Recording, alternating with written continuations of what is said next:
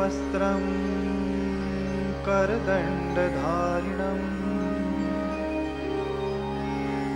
कमण्डलुं पद्मकरेण शङ्खम् चक्रं गदाभूषितभूषणाढ्यम् श्रीपादराजं शरणं प्रपद्ये।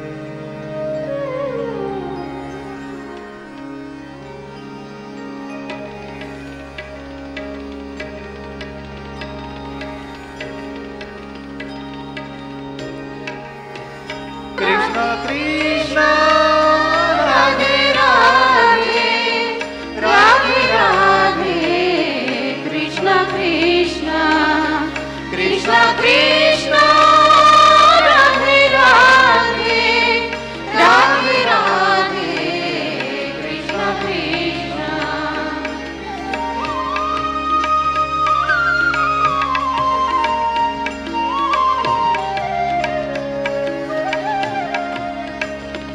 कृष्ण कृष्ण राधे राधे राधे राधे कृष्ण कृष्ण कृष्ण कृष्ण राधे राधे राधे राधे कृष्ण कृष्ण।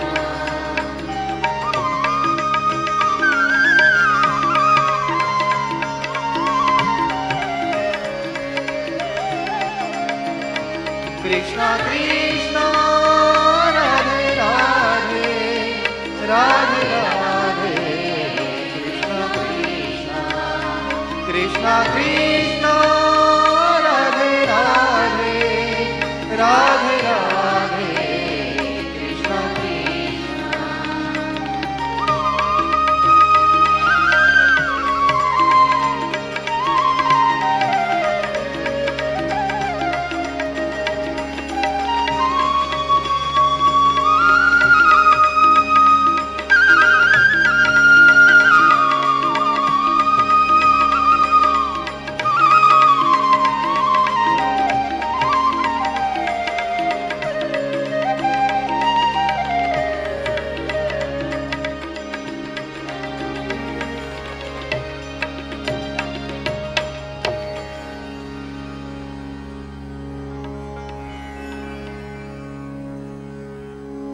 सद्गुरु का ज्ञान आज आपके सामने रख रहा हूं, इसलिए सबसे पहले सद्गुरु को वंदन करते हैं।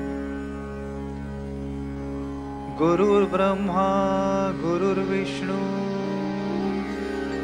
गुरुर्देवो महेश्वरः गुरु साक्षात् परब्रह्म तस्मै श्री गुरवे नमः।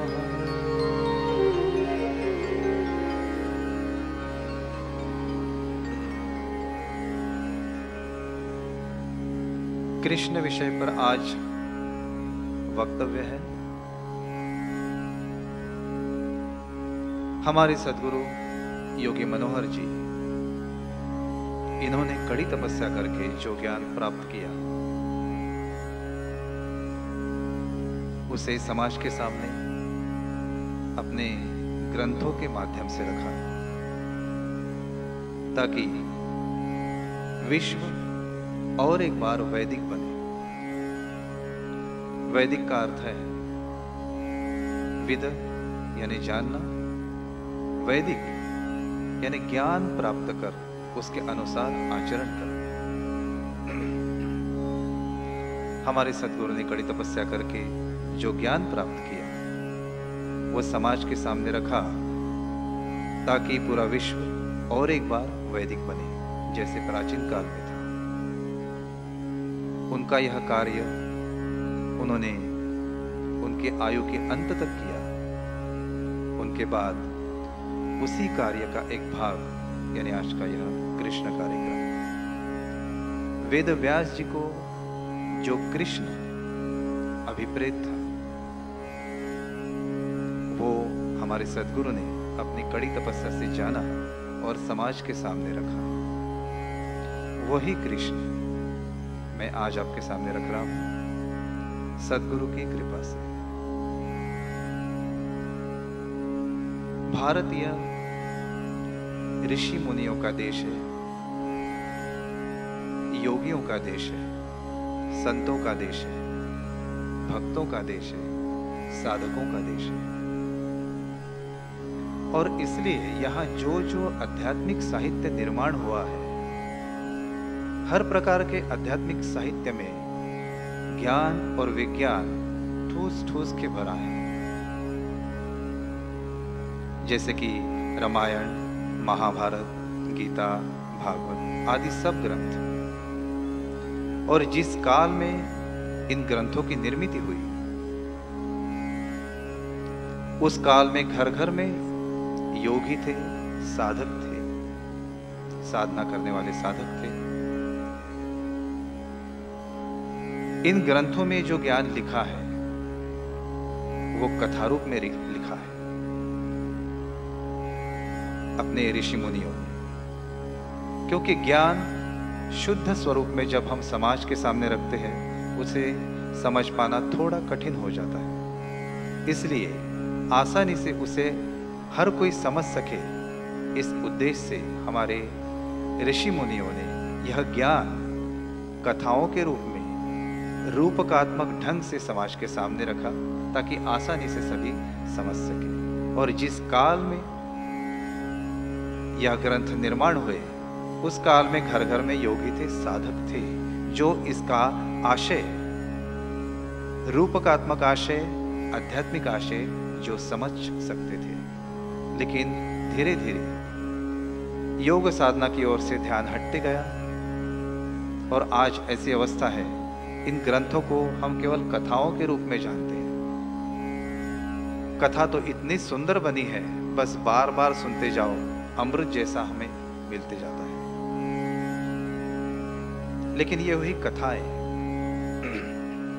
हमारे ऋषि मुनि, इन्होंने ये जो लिख के रखा है, इस कथा रूप ये जो है उसका भाग, कथा के साथ उसमें जो आध्यात्मिक आशय छुपा है वो भी जानना जरूरी है।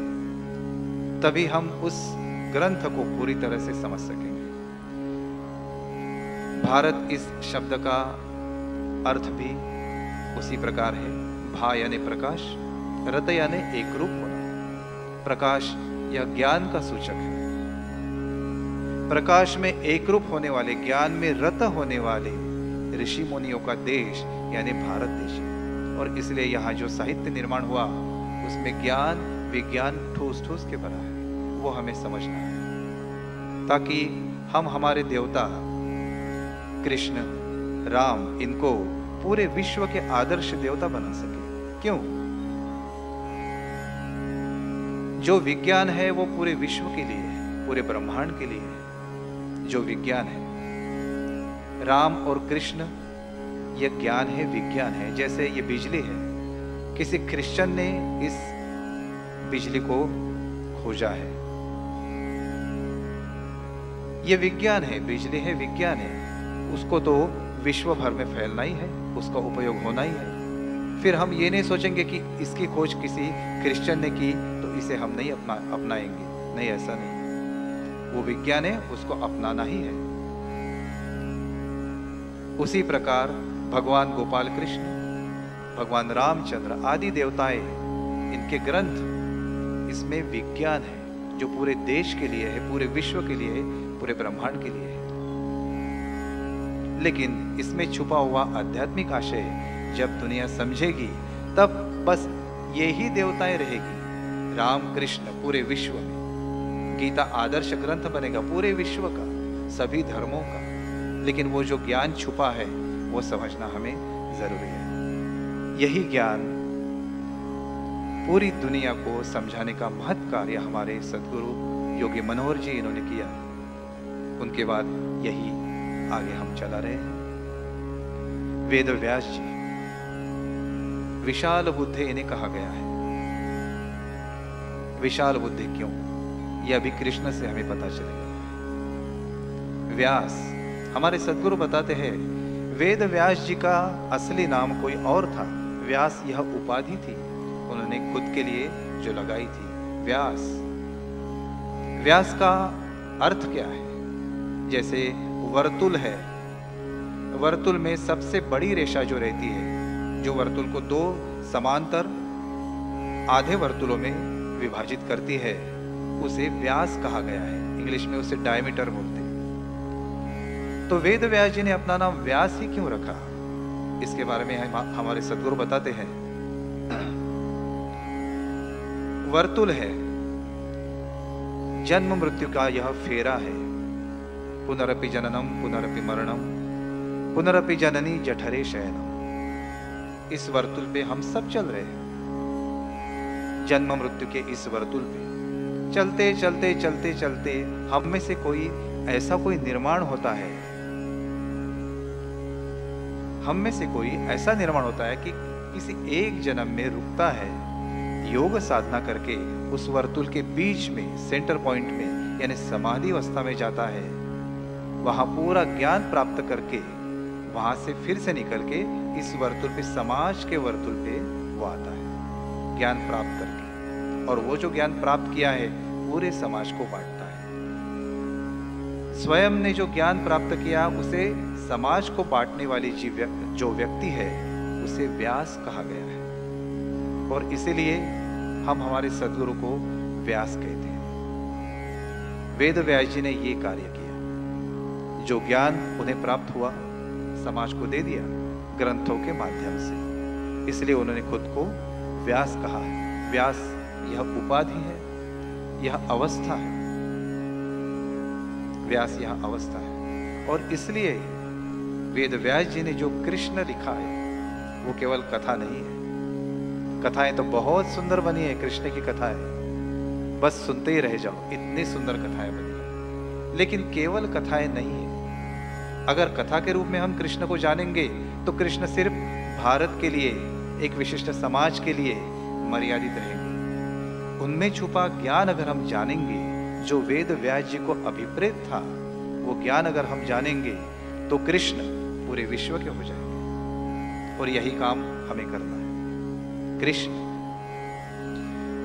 कृष्ण की व्याख्या, परिभाषा, आध्यात्मिक परिभाषा जो है कर्षति इति कृष्ण और आकर्षति इति कृष्ण, दोनों इसकी परिभाषा है। कृष्ण यानी क्या? वेद व्यास जी ने कृष्ण ही नाम क्यों रखा? कृष्ण, हमें ये जीवन मिला है। आजकल हम देखते हैं कि हर घर में योगासन प्राणायाम करते हैं, बहुत अच्छी बात है, शरीर शुद्धि उससे होती है। लेकिन इसके साथ मन को भी शुद्ध बनाना है, तन के साथ मन को भी शुद्ध बनाना है। और इसके लिए क्या जरूरी है? योग साधना। योग, युज, इस शब्द से योग शब्द बना है। युज यानी जोड़ना, सामान्य अवस्था को ऊंची अवस्था से जोड़ना, आध्यात्मिक अवस्था से, इसे योग कहा गया है। वो अवस्था, ऊंची अवस्था से जोड़ने के लिए जो साधनाएं रहती है उसे योग साधना कहते हैं, ध्यान साधना। आधी रात को हम ओमकार लगाते हैं, ओम, गुरु मध्य में ध्यान लगाते हैं। उस वक्त क्या होता है? ये विज्ञान है। उस वक्त क्या होता है? जब हम ध्यान लगाते हैं, गुरु मध्य में ध्यान लगाते हैं, परमेश्वर का चिंतन करते हैं, उस वक्त जब हम आंखें बंद करके पद्मासन लगाए हैं, ध्यान लगाया है, ओम, एक रूप हो रहे उस परमात्मा अवस्था से, उस वक्त विश्व की अनंत शक्तियां हमें कर्षित होती है। विश्व की अनंत शक्तियों को हम कर्षण करते हैं स्वयं में। कर्षति इति कृष्ण। इसलिए जब हम योग साधना करते हैं तब हम स्वयं कृष्ण बनते हैं। अनंत शक्तियों का कर्षण हमारे में होता है, हमें पता नहीं चलता। जब हमारी योग साधना परिपूर्ण अवस्था में पहुंचती है तब पता चलता है कि कितनी शक्तियां हम में आई हैं। कर्षति इति कृष्ण। जो साधक ध्यान लगा के विश्व की अनंत शक्तियां स्वयं में कर्षित करता है, वो कृष्ण है। इसलिए भगवान गोपाल कृष्ण को कई प्रकार की सिद्धियां उन्हें प्राप्त थी। भगवान गोपाल कृष्ण योगी थे। भगवान गोपाल कृष्ण का और एक नाम दिया है वेद व्यास जी ने, गोपाल। बहुत सार्थक नाम है, बहुत सार्थक नाम गोपाल। गो का अर्थ आध्यात्मिक अर्थ है,